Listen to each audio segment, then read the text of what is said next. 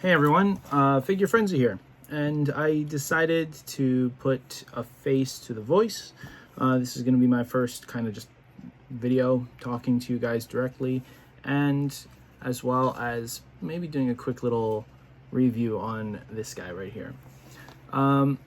We actually made Penny. I found this Peni Parker Blokees in the Toys R Us near my place, which pretty happy that now they sell it. But yeah, on stream last night I decided to make it and we got it all fixed. Maybe I'll post a short about it. I'm still debating. I wanted to talk about Penny because it's actually really good. I do like the Blokees line, but not all of it. I do have Venom here from the same line. I also have Spider-Man. He's somewhere. I haven't found him yet, but he's somewhere here. But yeah, I have Penny and I have Venom right here, and look at the scaling. They're perfect scale, actually. Personally, one thing I'm going to do is I'm going to compare these two figures, because I personally think Venom, this one right here, may be the best Marvel Rivals blocky character ever, because it has so much articulation to it. It also has a lot of, well, not a lot, it has several accessories. It just has one replacement for the arm and the tendrils, so not much. Blokees doesn't really give you that much in terms of accessories, but the posability on this one and the durability on this one is just 10 times better compared to this one. Peni Parker, there were so many times where I was making it and then pieces would just fall off. Now, why am I comparing both of them? Because both of them use these kind of like extra limbs. Like Penny has her little mechanical spider arms. Venom has his tendrils, which I'll put on right now.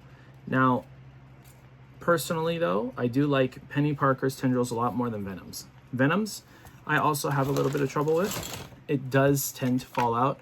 Venom's are longer, as you can see, but it's not as stable as Peni Parker. Like, if I tend to move his tendrils a certain way, right here, I believe, it'll pop right out because of this piece. This piece right here will pop it out. And to tell you the truth, it seems to be getting weaker.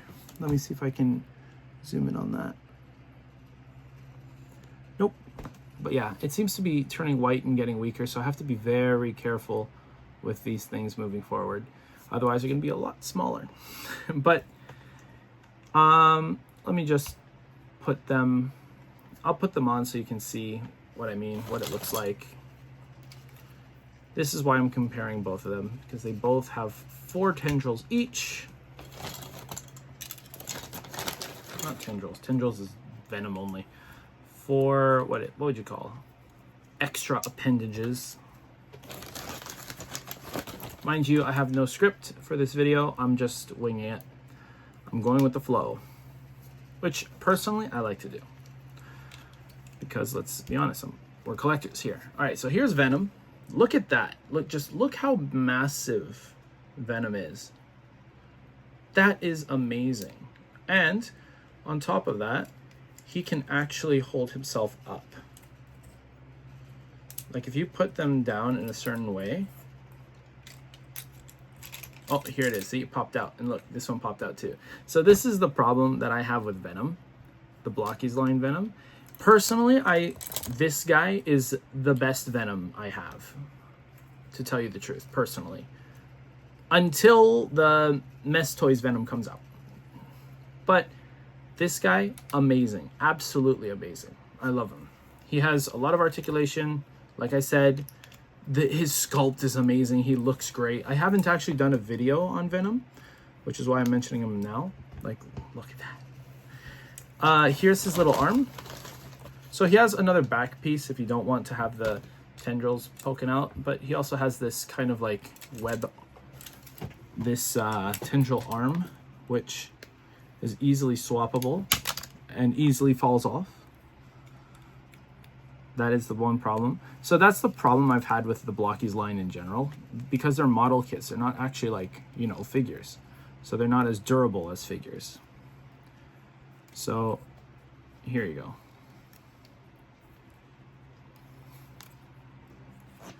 Here's Venom. Whoop, fell off again. See? You have to be very careful when you're putting this together. I don't know. Well, there you go, Venom. Let's just take this off because I don't want to break them. And let's get into the actual posability.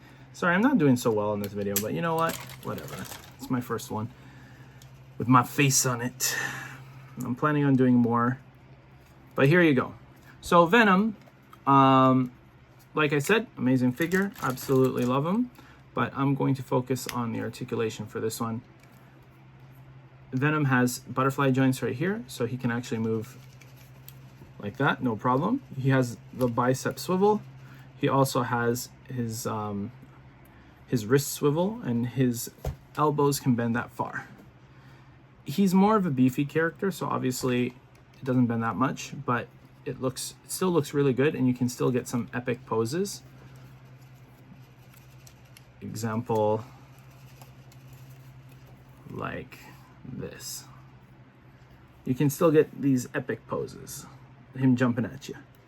Now, his tongue as well, I don't see many people saying it, but his tongue does come off. It is an extra piece that you can just pop in, pop off, so you can close his mouth, which is amazing. I like to keep his tongue in there because, like, come on, Venom looks amazing with his tongue on. I just need to open his mouth.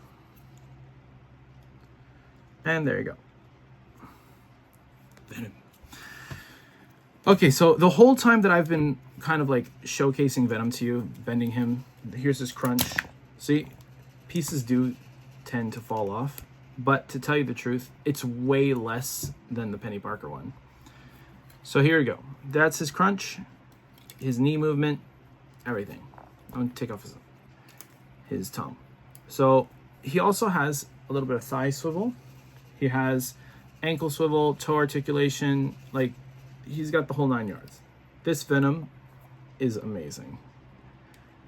I do greatly applaud Blokees for making this character. I would say though that if an SHF or any other toy company does come up with Venom, I might consider buying it and, you know, testing it out. But as of yet, this one is my favorite Blokees. I do have the Pokemon Blokees line up here. There's Charizard right there, and there's Greninja in the back, and there's a couple others. I also have the Evangelion Blokees line, just so you guys know that I'm not just talking out of one experience or one or two experiences. I do have a lot of Blokees, so I do know the company really well. This one came with a defect, by the way. But yeah, I do know the company really well, and I am a big fan of their products. That's why I'm saying what I'm saying now. And then we're moving on to the Peni Parker one. So Peni Parker gave me a little bit of trouble, not going to lie. A lot of the pieces kept falling off, so eventually, like this, I had to super glue it. I also super glued a few other extra pieces that I knew were going to be permanent and don't need to actually fall off, because Peni Parker has a lot of stuff going for it. Not only that, but its shoulders are very, very stiff. So the shoulder joint here, this one, if you try to move it, look how it just pops right off. But if you look carefully, it has a full rotation. So you have to like really, really work at it to move it up. It's really tough. I do have to add maybe some lubrication to this. But yeah, as of right now, if I want to move Peni Parker's arm up, I have to like hold on and support this and then push it at the same time. That's the only way. So it makes it that it's not as smooth as you would like. Peni Parker's shoulder cannons do move, which is nice. So you do have that. Elbows go up this high. I love the articulations for the fingers. You can also make some stupid prank like this, being childish. You can flip someone off with Peni Parker because the hands are all articulated. So in terms of articulation and sculpt, Peni Parker is amazing. But here's where things start to break down. Number one, I do love the movement in the legs, but you can't, like I said, you can't do cool poses because these keep popping out. The arms keep popping out. It's just too stiff.